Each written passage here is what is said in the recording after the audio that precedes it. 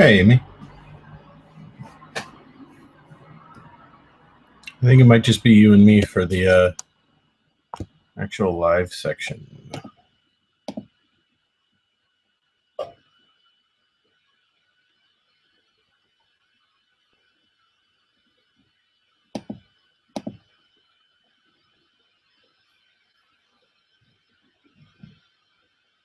See if Devin wants one.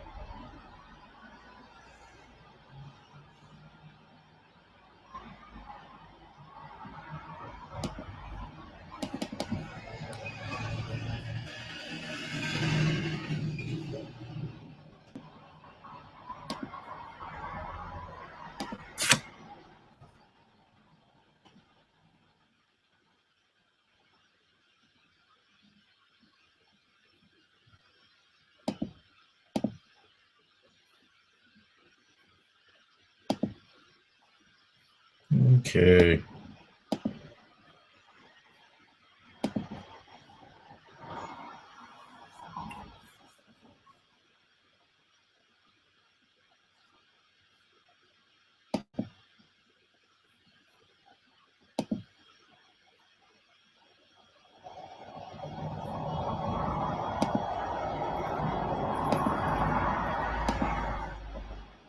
All right, I'm going to get started. I think Devin, are you watching? I posted the link if you want to try and get in, and I can send you an invite if you want, but I need your email address.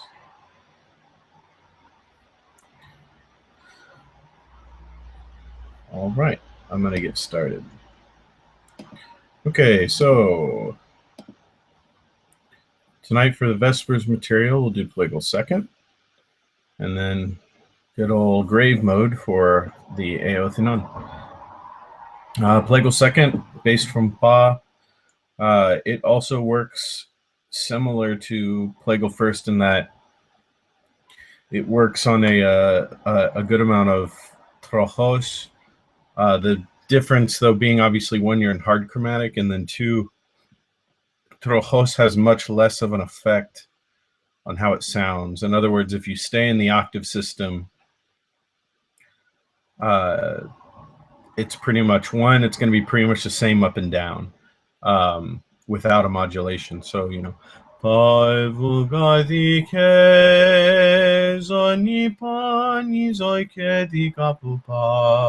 up and down, it's the exact same. Whereas Plagal Second, there were a lot of different attractions that could happen. You know, sharp ga in some situations, the flat zol on the way down.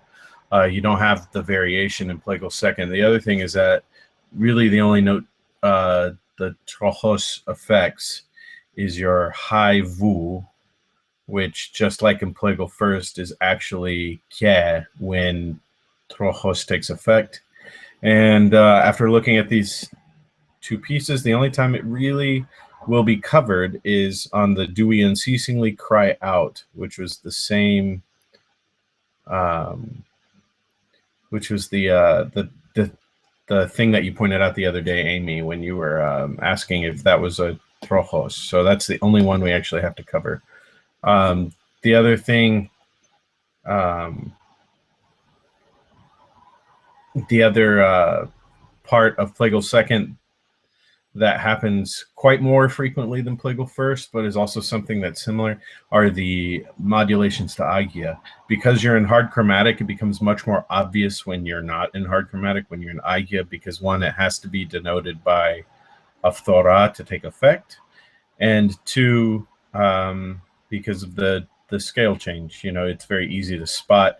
That's a modulation that, you know, even somebody who's never really listened to Byzantine music before would say, oh, that sounded different. A lot of people at my old parish that I grew up in, the Antiochian parish, when I when I would go back and I would do Plagal Second and I would do some of the modulations in Agia, a lot of people would be like, you know, that basically the way they'd phrase it is, I really like it when you go major after you're doing minor. And so that's sort of, a lot of Westerners kind of view it that way. So anyway, we'll start with the glory and the both now, Paralagi and Melos, and then we'll keep going. Oh, and the Pikima is Nechianes. Personally, when you have this situation like he does here, and you'll see it in the Greek versions as well, and I think Papa Ephraim does it, but I can't remember. When you have the little net at the beginning, before you start the glory, I just do the Apikima and then lead it right into the piece. So,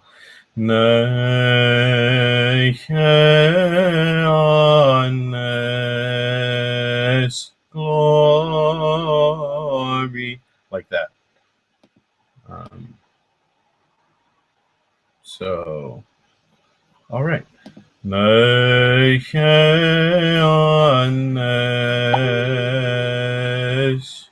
Oh, whoops, sorry. One more quick invite and then I'll get started. Somebody just messaged me.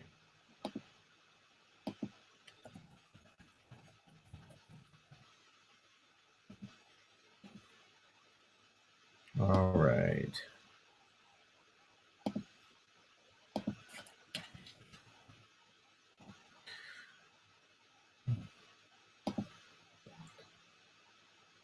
Gadi gavu pavu gadi papavu gadi gadi gavu pavu gadi kedi gadi gavu pavu papa Vuga, vuga, gadi, gadi, kesa, kesa, nizoi, kedi, gadi, kedi, gadi, gavu, pavu, papa.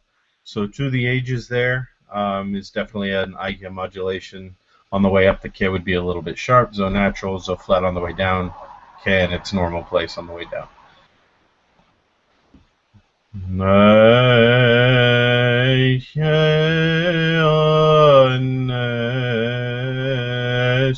Glory to the Father and to the Son and to the Holy Spirit, both now and ever, and to the ages of ages. Amen. Okay. All right. Just go through Paralagi here. It's on a quick look through. You don't have anything too crazy going on.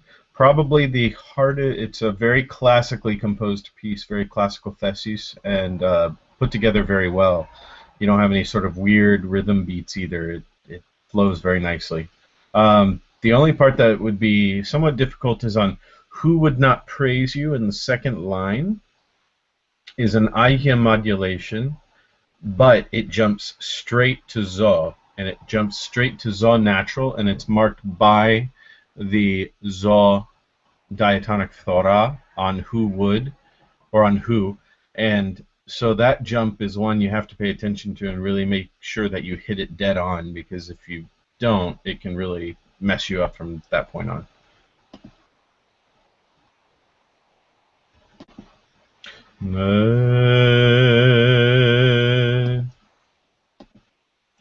Vivi kesoi kesoni zoi kedi kedi gavu pa di gadi kedi gadi vupa vupa pa.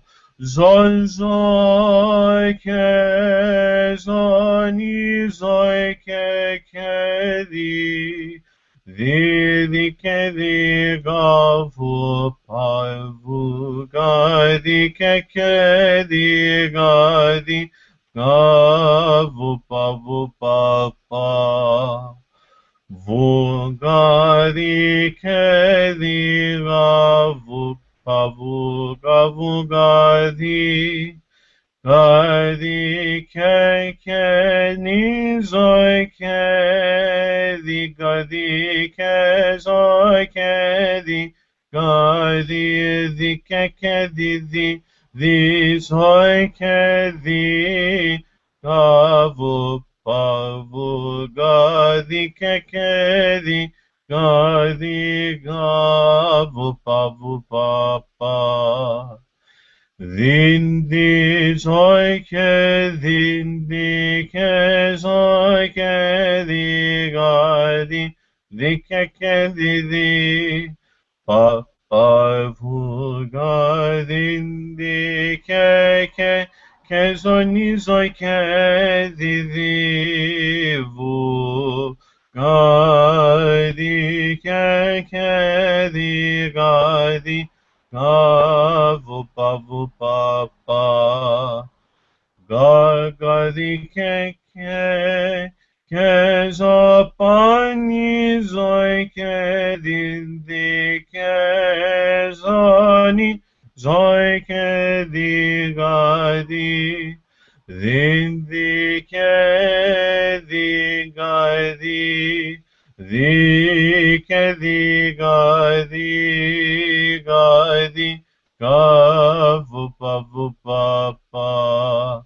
di kezon zon zon zoni zoikedi ni zoike zon ni zoikedi kedi di gavo pavu ni di gavo di.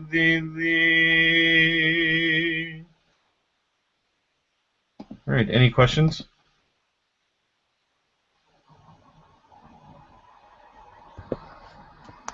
I have a quick question. Yeah. And I might have missed it because I came in a little bit late. But why does it end on the? I thought the bass note for Plagal Second was on Pa. I could be. I mean, I'm probably wrong. Clearly, No, the bass is on Pa. The endings on the is basically it only ends on the when it's a final ending. Okay. So in other words, right before you would turn over to the priest. So in this piece, you're doing it right before "O Gladsome Light," which is why it has a final ending. Gotcha. And it's theoretically, I think it has something to do with no, but I don't really. Honestly, I don't want to give you the wrong answer on the theoretical reason. It's just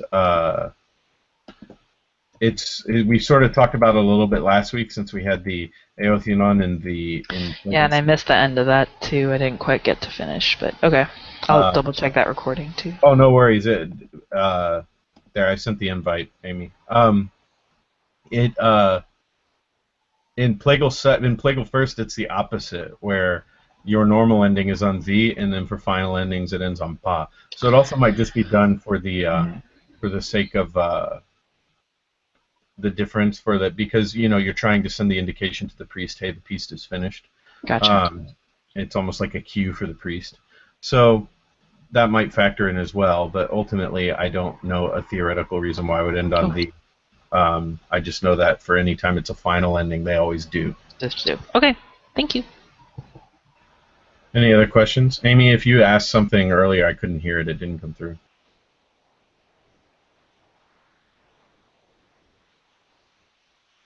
Yeah, unfortunately, no sound's coming through.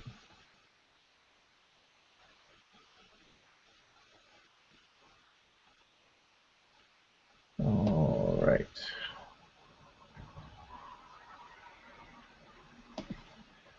All right, I'll go ahead and start through on the melos. Who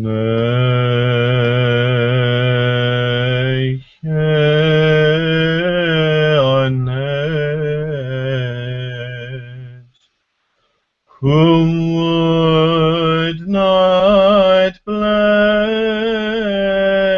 you, all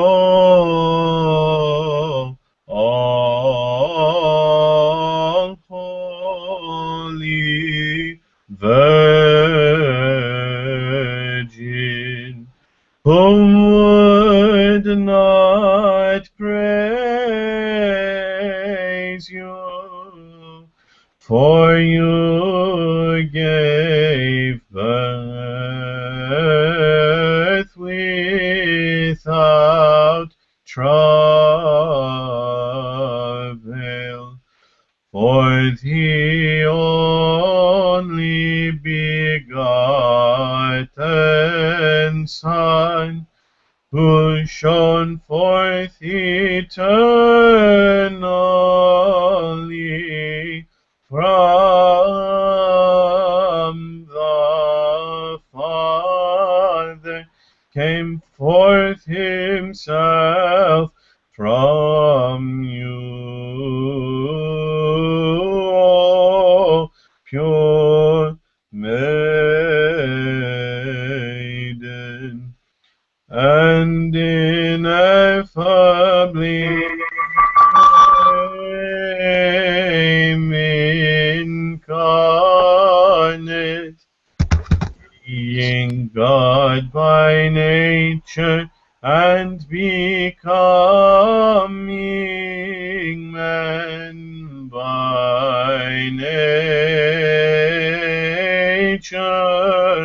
for our sake, not being divided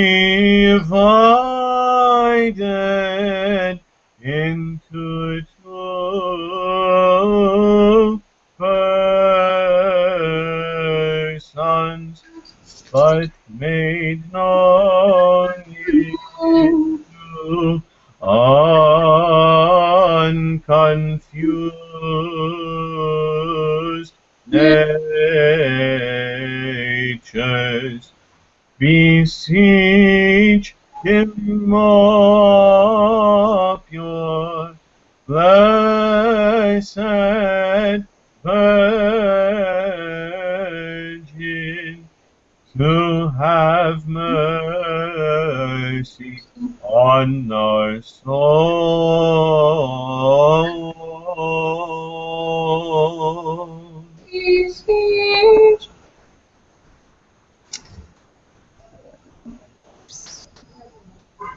You have a question, Amy?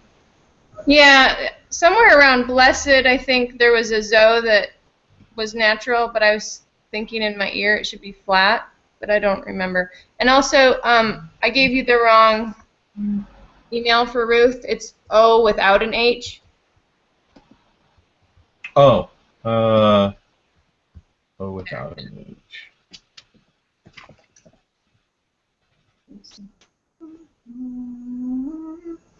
I'll do it again real quick, see if you hear it. Yeah, on the first apostrophos on all, because it's going down, I thought that that would be flat. It goes down to thee. On all. Where's that at? Beseech him, O all pure, blessed Virgin. The second line. That one is definitely, you could do it either way. You'll hear different people do it either way. Okay. Because the whole thesis at that point is, in my opinion, still hanging high. I personally wouldn't do them flat until the very end. I would do it like, beseech him, O pure, blessed Virgin,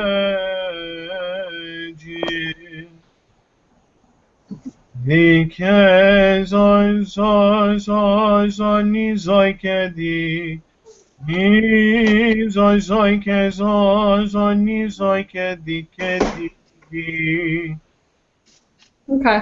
But there are different interpretations on that one. That's one of the ones where it could kind of, it would just depend on who you're listening to. Okay, thanks. Any other questions? Where are you?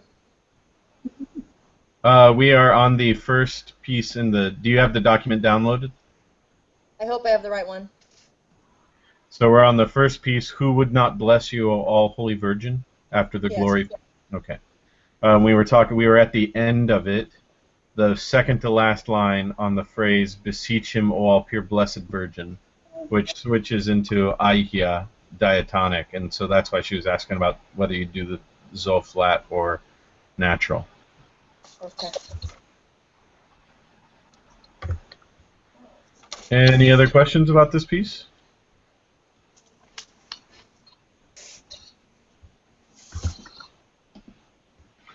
Cool. All right, we'll keep going. So the next piece, the Aposticha, from Papa Ephraim in Plagal Second.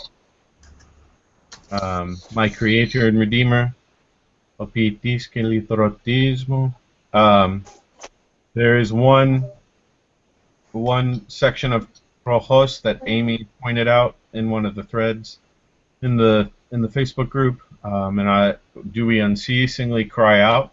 And it actually, technically, according to the written music, never goes above high pa, but you would do certain ornaments that you would definitely do that would be done by most Celtis on that take you above high pa, and that's part of the reason why it's written in there.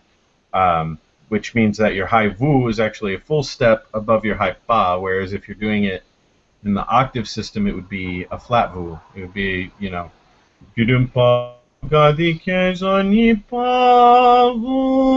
pa.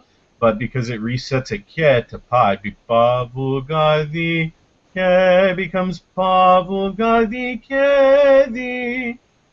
So that's where the difference is there. Where's that at? I can't remember. Do we unceasingly cry out? Very beginning of the next page in the document.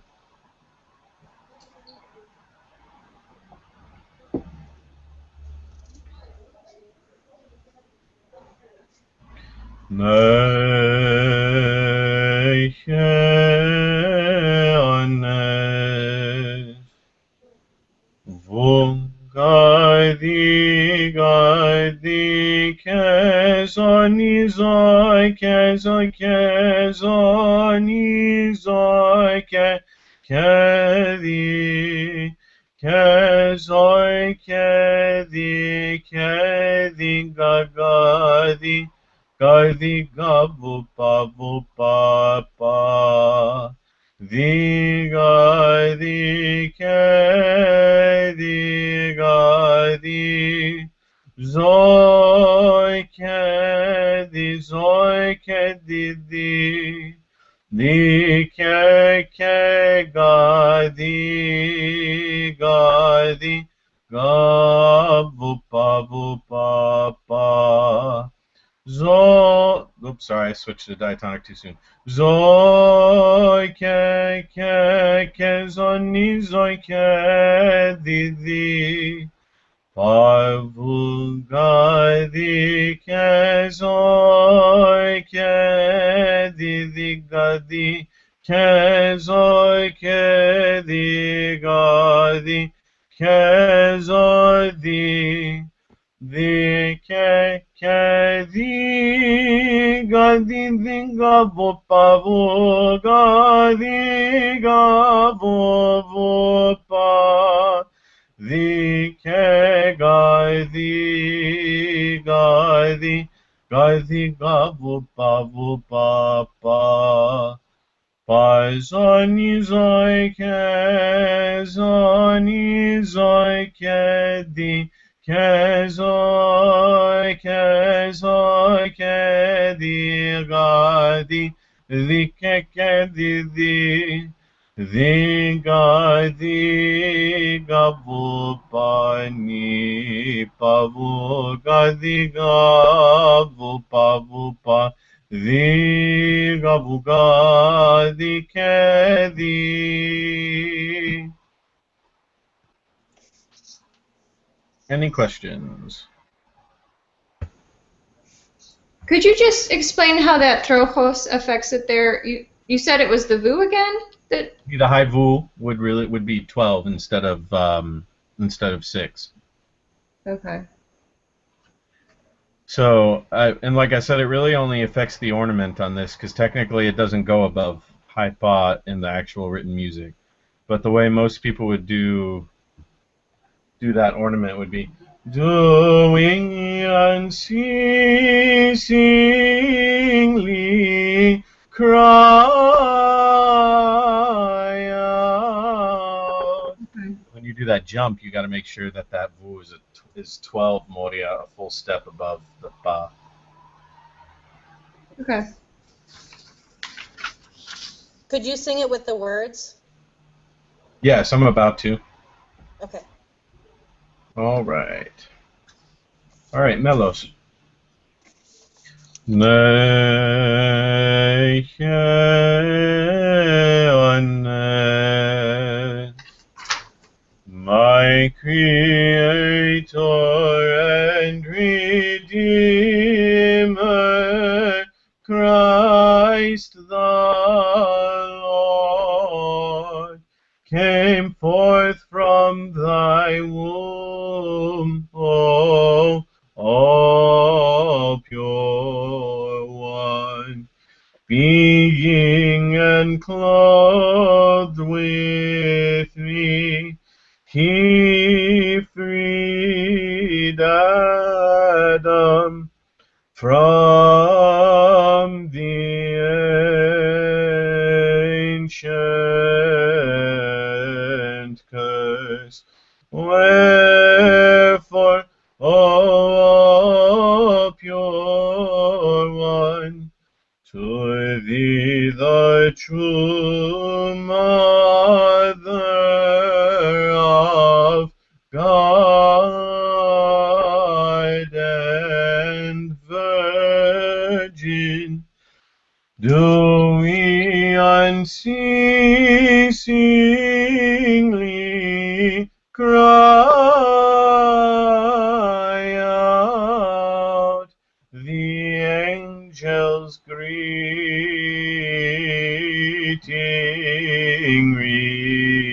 rejoice, rejoice, O Lady, protection and shelter and salvation of our souls.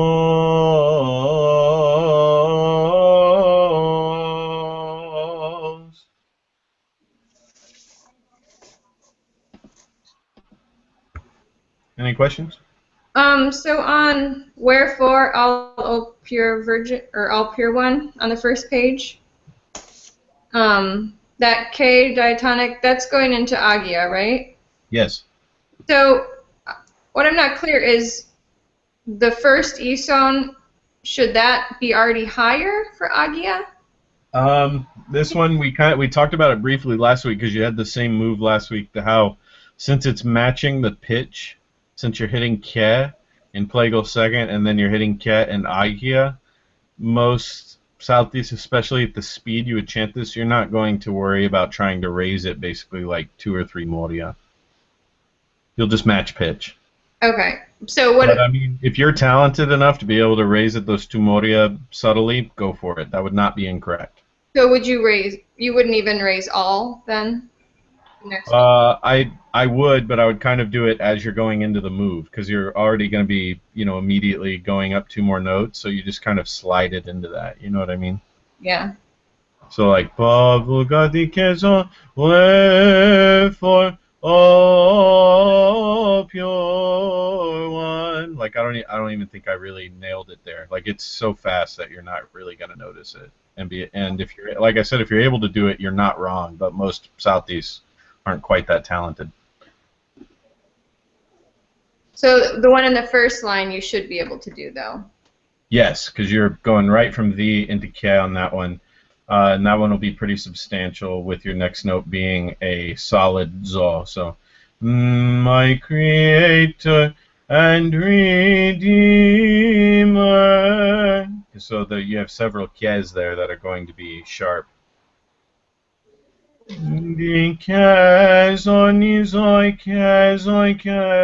Those are sharp as well. So the same. So wherefore, O all pure ones, that same pattern happens in the first piece as well.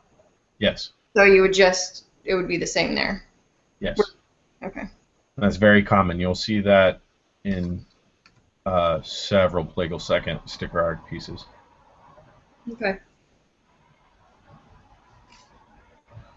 Any other questions?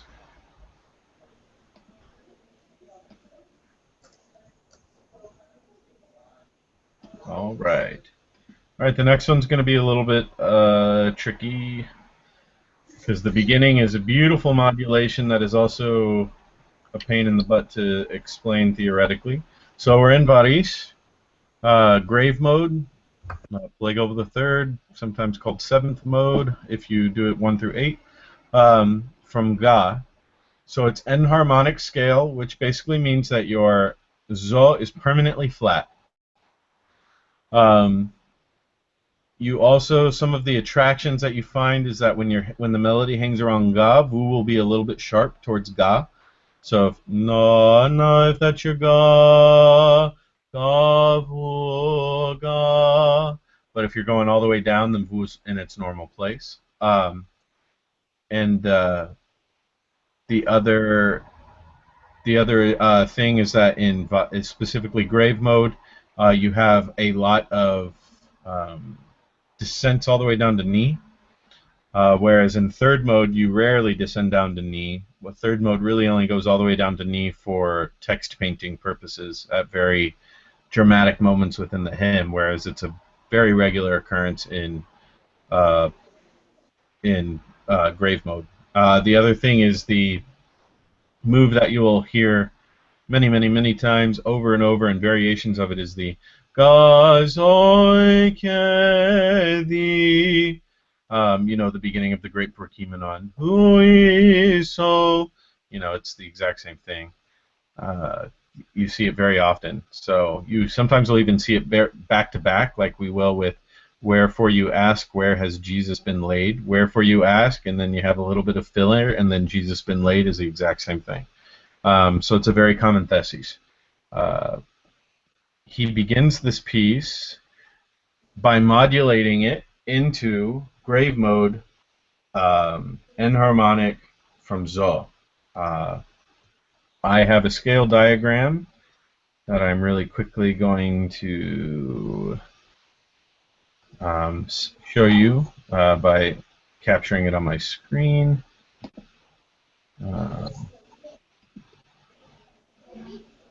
Can I ask a question before you do that? Or sure.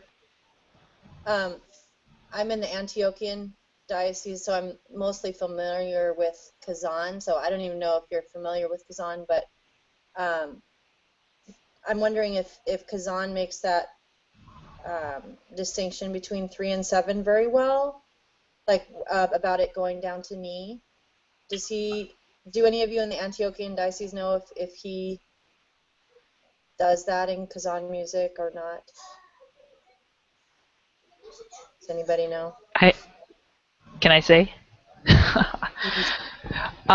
So I was in the Antiochian Archdiocese, and I've been to a couple sacred music institutes. The only comment, I don't know, I'm not an expert at all, but I remember there was a discussion. Someone was coming to teach us Byzantine chant, and they're going through the scales, and they're going through this, and somebody said something like, well, when does third mode go to knee? And the instructor was like, third mode doesn't go to knee. I'm like, well, in Kazan it kind of always goes there, at least sometimes, at some point in the piece. So yeah. I know he does it, and I know that our instructor thought we were crazy when we told him that. So that's my only comment on that issue. Okay, that's helpful. Thank you. Yeah, it's you see it in, like, if you're odd by the beauty or at the beauty, it goes to knee once and it's for text painting purposes. Okay. And so you do see it in third mode. I don't want to. Basically, Juliana's instructor, he's technically right, because when it does go to knee, it's actually switching to plagal fourth. But it does occasionally go to knee. But in grave mode, it goes to knee all the time. But not permanently. Okay. Like, it doesn't end on knee. It just will hit knee and then go back up to ga. So you do the ending like da da da da da da da da da da da, you know, like that. Basically, like the great Prokimenon. Okay. Who is so great a God as our God? Who workest wonders? You know, like in situations like that. So is everybody now seeing on my screen the scales thing, the Byzantine diagram scales? Yes. Cool. All right. So if you look at the one that says scale of the grave and harmonic mode from Zo, that is what he modulates into right at the beginning. He puts the Ajem Thora, and just so you know, Ajem, what that basically, to give you a little musicological historical context for it, Ajem is the Turkish word for Persian. Persian music has this flat Zo, the way that we're about to do it, in it. Pretty much in every Persian song, folk song you hear, it has this flat Zo, so that's why it's called the Ajem Thora. It basically means the Persian Thora. So you see a lot of times when they do pieces that mention the Magi from Persia, they will do they'll modulate into this mode on the word Persia as reference to that. And I'm sorry, Thora is when you're changing to a different mode, like making a little modulation or something? Yeah, when you're modulating, either switching to a different mode, sometimes just switching the scale. You know, because there are some modes, kind of like dealing with Trojos, where you're not switching modes really, you're just switching the scale. It's still plagal first. But yes, you're switching something in the scale when you have a Thora. In this case, he puts the Ajem Thora on Vu, on the third note of the piece, on darkness. So what that does is, if you're looking at your scales here, it makes Vu a little bit flat. It makes your jump from Vu to Pa being a little bit flat. From Pa to Ni, it's a full step, and then from Ni to Lozo, it's another full step. So you have a 12-12-6, which is a Western third, basically, like on a piano. Whole step, half step. When you do this, it actually makes, like, from Vu to Ni, sounds like, it's not the exact intervals, but it makes it sound like Pa to Ga in diatonic. But anyway, to do it real quick, so da anes gavu pani pavu gadi kezoi kediga. So that's your scale starting off from ga, and then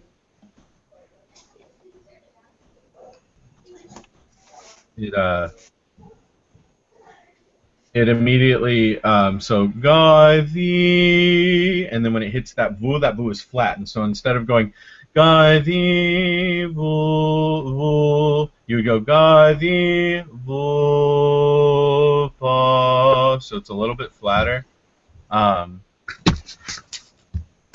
And then I'm just going to go ahead and do it for you, because then he also has another one on the lozo, which affects your ke, that makes your ke underneath the low ke sharp. So it sounds like this. Ga di vu pa ni zo ke zo, which he's obviously doing to emphasize darkness, and the phrase in Greek is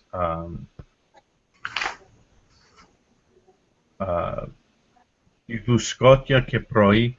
Basically, it's a pretty powerful concept that hymnographers usually modulate on anytime it talks about darkness in the early morning.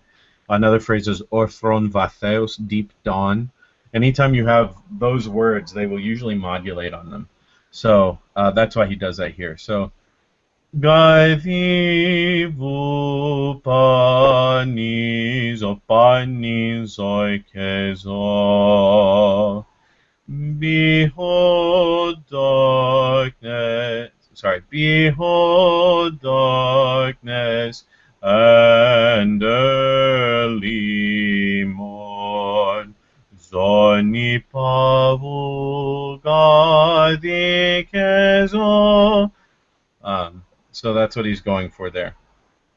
And then he immediately switches on "And Why, O Mary" back into regular grave mode from Ga.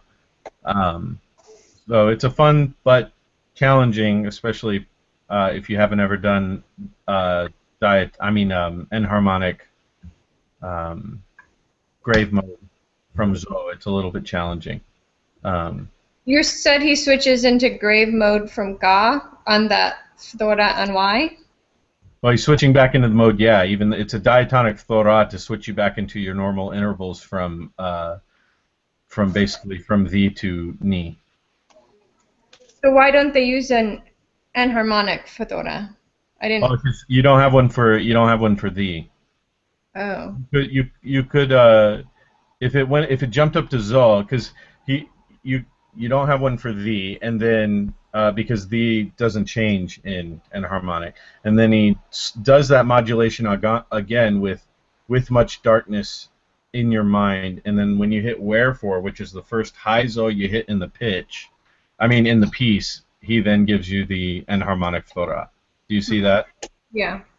So that's when you're really back into enharmonic grave mode. But you're still in enharmonic grave mode on "And Why, O Mary, Do You Stand Before the Tomb?" Because since it's not going up above Ke, it's not hitting the Zo, you don't have to worry about doing the Zo diatonic or anything, if that makes sense. So, Anes Gaidi Vupani Zopani Zoikezo. Gaidi di keke di gavo.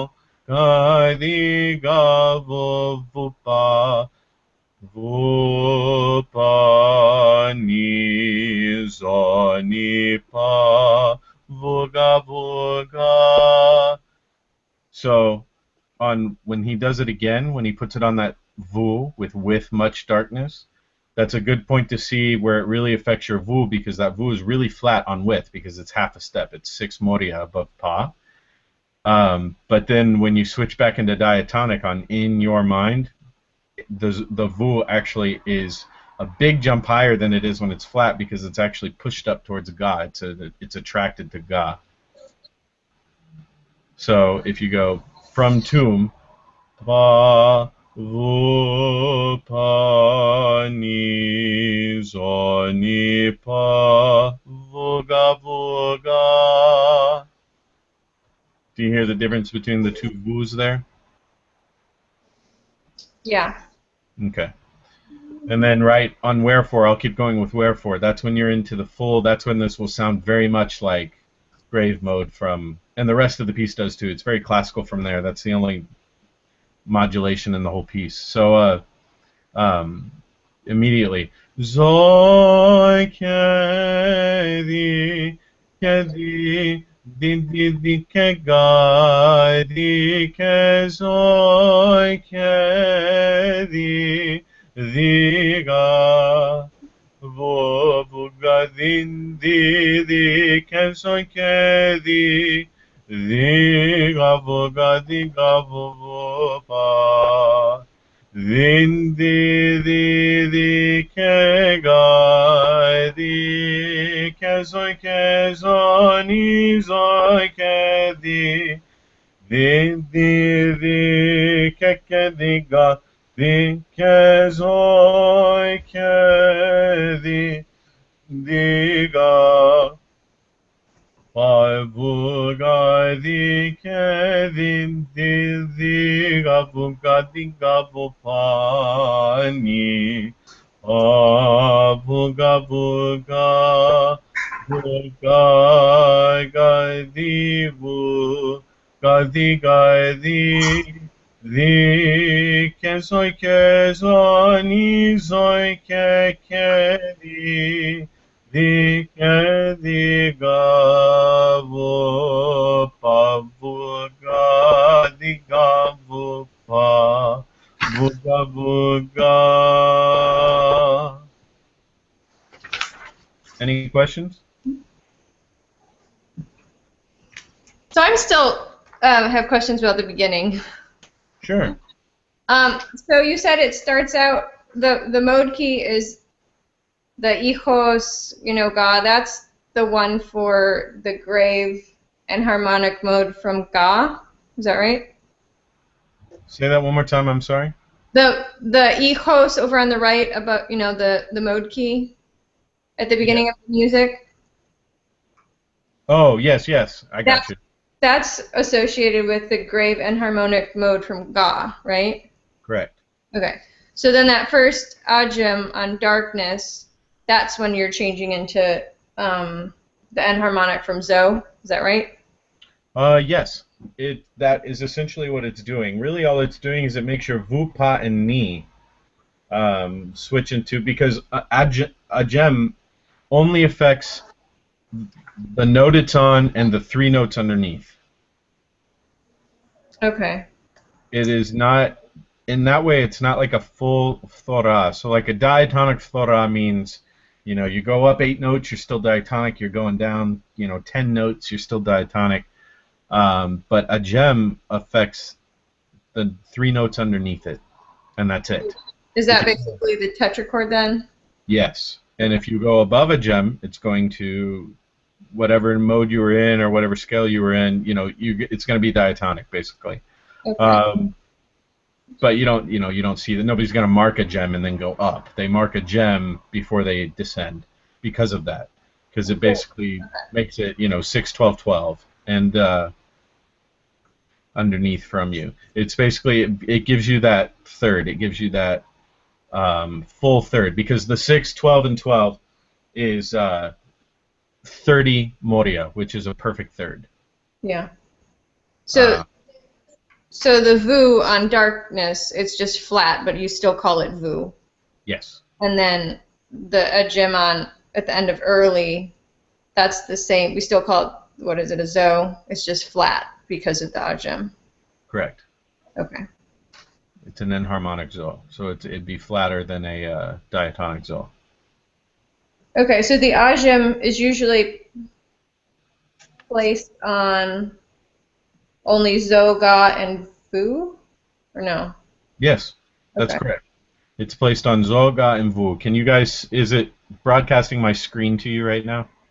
Yeah. Okay, yeah, so you see it here in that scale of the grave enharmonic mode from zo. It even marks it there for you. So you have an ajam on zo, and then it puts the ajam on vu and another one on lo zo. You can also have one on ga, which it does on the next scale of grave enharmonic mode from ga.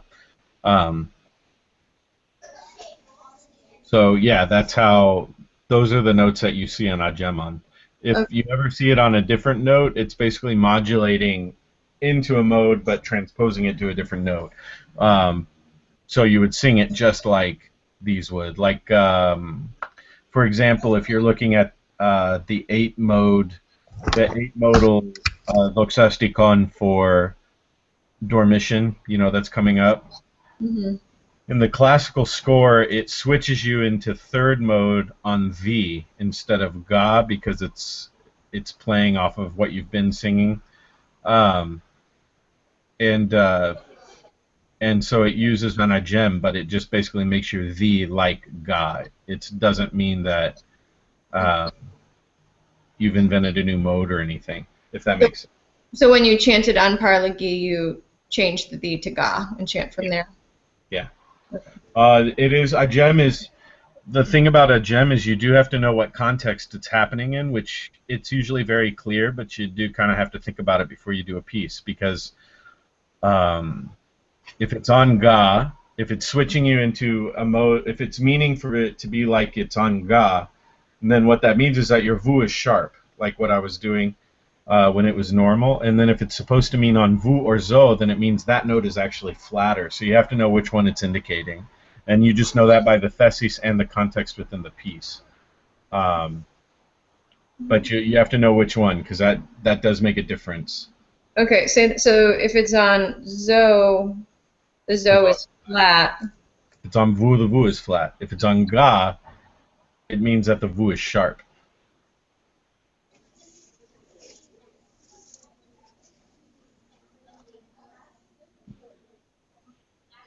And if it's on Zo, it means Zo is flat. flat.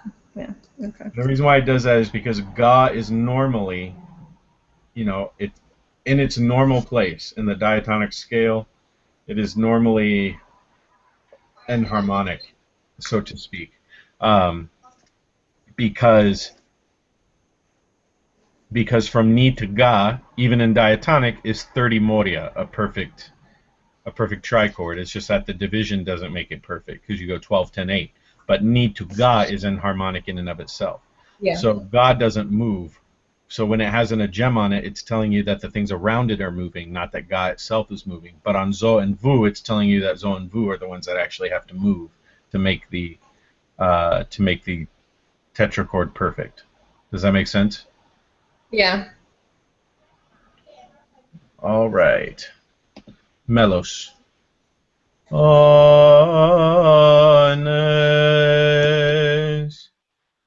Behold darkness and early morn, and why, O Mary, do you stand before the tomb with much darkness in your mind?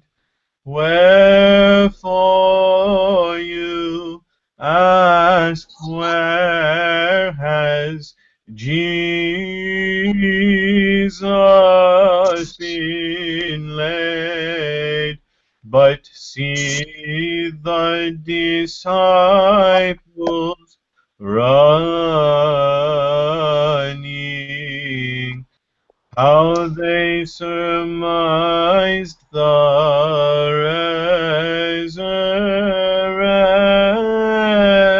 resurrection from the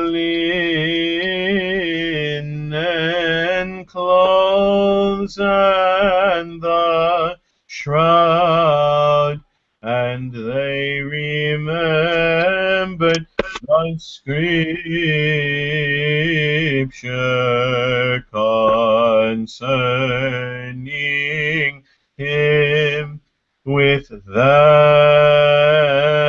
and through them we too have believed, and praise you, Christ, the giver of life.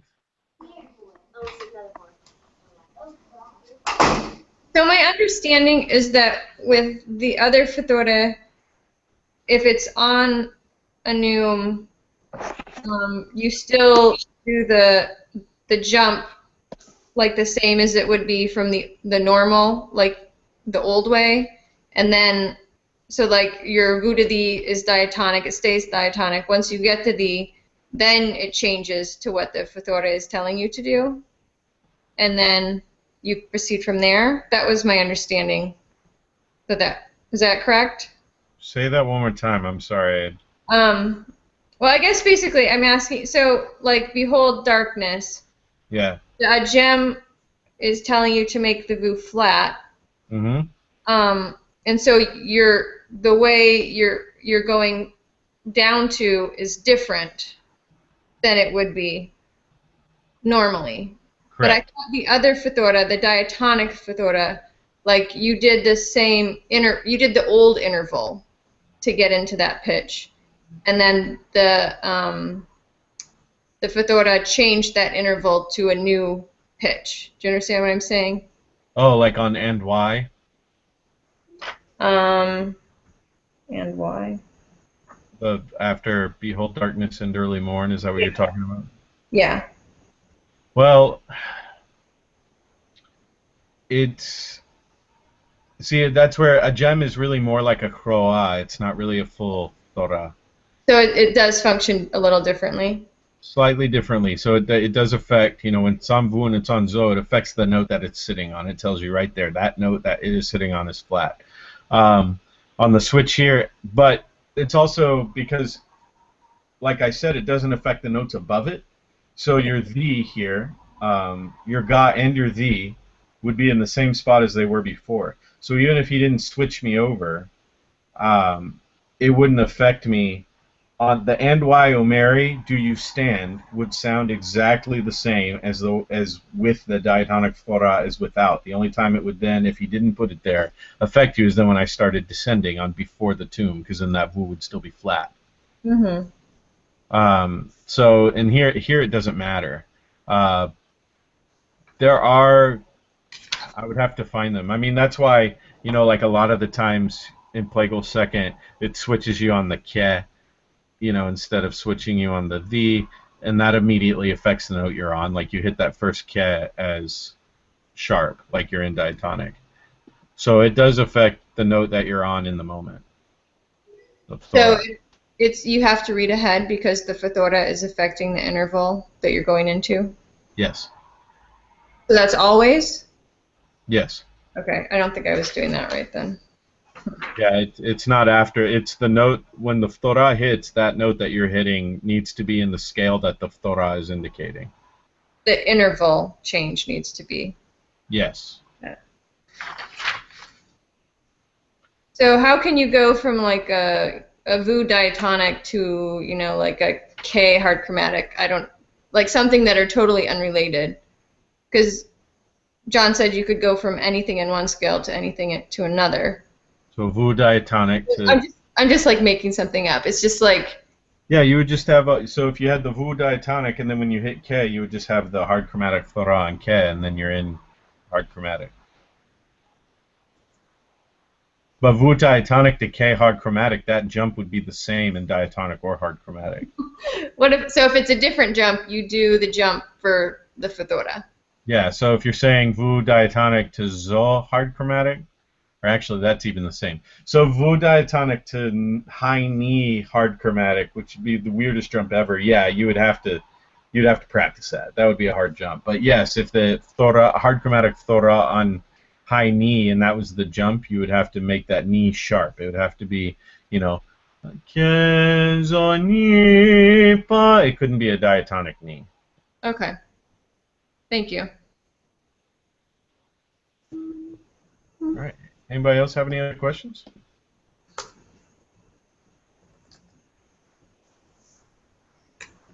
All right. I think that's it then. Wow. That one was a lot shorter than normal. Yes, it was. Yeah, Plagal Second is kind of like, if you know the scale of Plagal Second, and then you know the idea modulations, theoretically it's a pretty easy mode in that sense. It's not like Plagal First just has so many weird, oddball things about it, and when you attract things and when you don't. Whereas, like I said, with the scale, in Plagal Second, it's and like zo is always going to be in the same spot. Vu is always in the same spot. So, quick question then. So, in the first piece, the second line, who would not praise you? So there's a diatonic ni phthora. Diatonic zo phthora. Oh, okay, diatonic zo phthora. Why is it placed kind of at the side? That's just because of the ypsilon? Is that what that's called? Yeah, that's why. And that phthora is usually placed, because usually that phthora is being placed when you're making a jump like this, so it's usually placed off to the side for the convenience of seeing it. You know, it's a play on the Greek letter C, you know, the X in Greek. But yeah, like if you zoom in on it, here, I'm gonna do it on mine. I'll broadcast my screen again real quick. All right, do you see it? Yeah. All right, do you see that little cross that comes down at the very tip of the top of it? Right. Can you see my mouse? Yeah. So right there, that little cross. That's how you know it's a Zo diatonic thora. If it doesn't have that little cross there, then it's a Vu diatonic thora. So when you go from pa, you go from the hard chromatic pa to a zo diatonic. Which means it's Zo natural because you're not going down afterwards. Well, you are, but it's the next, like. Well, no, you're staying the same afterwards. Okay, so you don't. It only matters the immediate note then. Yeah. Okay. So it's a virgin who would who would not praise you. Okay. And that's another example of what you're saying, because that note needs to be Zo natural from the first note. Mhm. Okay, that makes sense.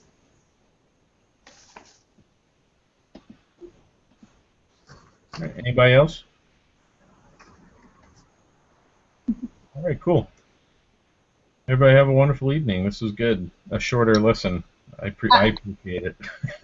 I took notes on a doc that's in Facebook. Oh, I saw that.